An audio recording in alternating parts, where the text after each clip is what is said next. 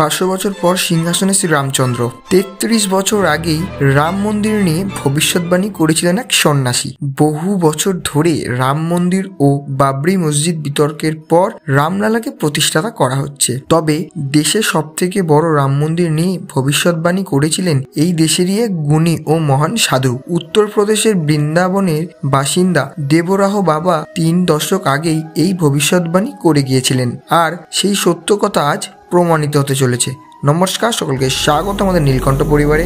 সকলে চ্যানেলটি সাবস্ক্রাইব করে পাশে থাকা বেল আইকনটি ক্লিক করে নেবেন, যাতে আমাদের ভিডিওর আপডেট আপনার কাছে দ্রুত পৌঁছে যায়। আগামী 22শে জানুয়ারি অযোধ্যায় নবনির্মিত রাম মন্দিরে প্রাণ প্রতিষ্ঠা করা হবে রামলালার। তারপরই মন্দিরের দরজা খুলে দেওয়া হবে সর্বসাধারণের জন্য।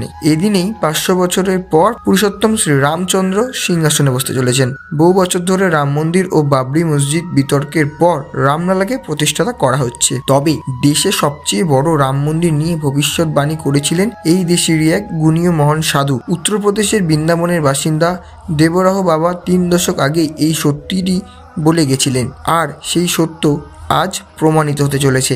উত্তরপ্রদেশের দেওরিয়া জেলার বাসিন্দা দেওরাহ বাবাকে মহান সন্তদের মধ্যে গণনা করা হয়। বিভিন্ন সময় নানা অলৌকিক ঘটনাগুলি তিনি মানুষকে বলে চমকে দিয়েছেন। তার মধ্যে বিতর্কের মাঝে তিনি রাম মন্দির নিয়ে এই সত্যি কথাটি বলেছিলেন। কথিত আছে, দেশ জুড়ে যখন রাম মন্দির নির্মাণ নিয়ে আন্দোলন চলছিল, দাঙ্গাকে ঘিরে অশান্তি উত্তেজনার মাঝেও দেবরাহ বাবা এক সাংবাদিকের প্রশ্নের জবাবে বলেছিলেন, রাম মন্দির অবশ্যই তৈরি হবে, সকলের সম্মতিতেই তৈরি হবে। 2019 সালে রাম মন্দির নিয়ে সুপ্রিম কোর্ট সিদ্ধান্তে দেশে উত্তেজনা তলানিতে গিয়ে ঠেকেছিল। সেই সিদ্ধান্তকে স্বাগত জানিয়েছিলেন সব মহলেই। 2024 সালে রাম মন্দিরে প্রাণ প্রতিষ্ঠা করার পর সর্বসাধারণের জন্য দরজা খুলে দেওয়া হবে বলে জানা গিয়েছে।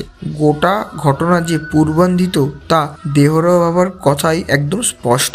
এবার জেনে নেব আমরা যে দেবরাহ বাবা কে ছিলেন। কথিত আছে, দেবরাহ বাবার ভবিষ্যৎ দেখার এক ক্ষমতা ছিল। শুধু মানুষের ভূত ভবিষ্যৎ তিনি দেখতে পারতেন না, পশুদেরও তিনি চিন্তা ভাবনা জানতে পারদর্শী ছিলেন। অনেকের কথায় বাবা প্রায় 250 বছর বেঁচেছিলেন, আবার কেউ বিশ্বাস করেন যে বাবার বয়স ছিল নাকি 500 বছর। কিছু গণ্যমান্য ব্যক্তিরা যেমন জওহরলাল নেহরু, লাল বাহাদুর শাস্ত্রী, ইন্দিরা গান্ধী, রাজেন্দ্র প্রসাদ, মহামানা মদন মোহন মালব্যের মতো বিখ্যাত ব্যক্তিদের দেবরাহ বাবার ভক্ত ছিলেন বলে জানা যায়। আজ আমরা জানলাম যে দেবরাহ বাবা যেই ভবিষ্যৎবাণীটি ঘটে গেছিল তা কিন্তু একদম ফলে যাচ্ছে। তো বন্ধুরা, আজ আপনারা জানতে পারলেন যে 33 বছর আগেই যে রাম মন্দিরের ভবিষ্যৎবাণী করেছিলেন এই দেবরাহ বাবা। নমস্কার, সকলে চ্যানেলের সঙ্গে যুক্ত থাকবেন এবং কমেন্ট বক্সে হর হর মহাদেব লিখতে একদমই ভুলবেন না।